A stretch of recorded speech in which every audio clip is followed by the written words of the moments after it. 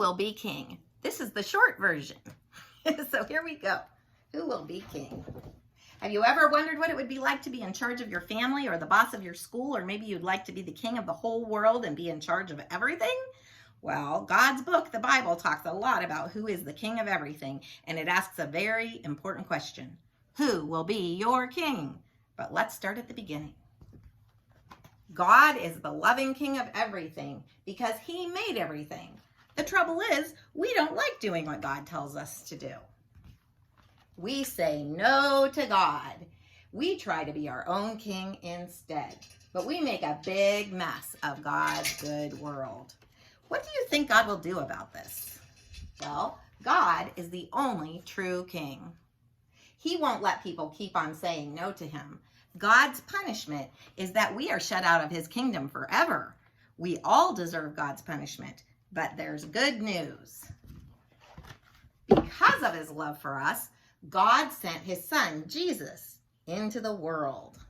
Jesus died to take our punishment so that we could be forgiven. But there's even more good news. God brought Jesus back to life again and made him the king of everything. One day, Jesus will come back. What does this all mean for us? Well, there are two ways to live, and we have to decide. You can say no to God and keep on pretending to be your own king, like this. But God will punish you by shutting you out of his good kingdom forever. Or you can say sorry to God and start living with Jesus as your king and enjoy being in God's kingdom forever. So, who will be your king? There are really only two ways to live.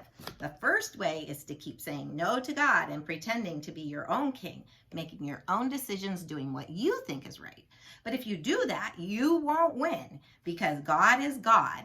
God will shut you out of his kingdom forever. The second way is to stop saying no to God and to ask God to forgive you.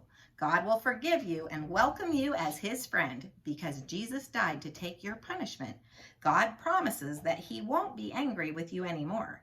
You can then start living with God's son, Jesus, as your king and do what he wants you to do. You can look forward to being in God's good kingdom forever. So, who will be your king? My king is Jesus. I hope Jesus is your king too.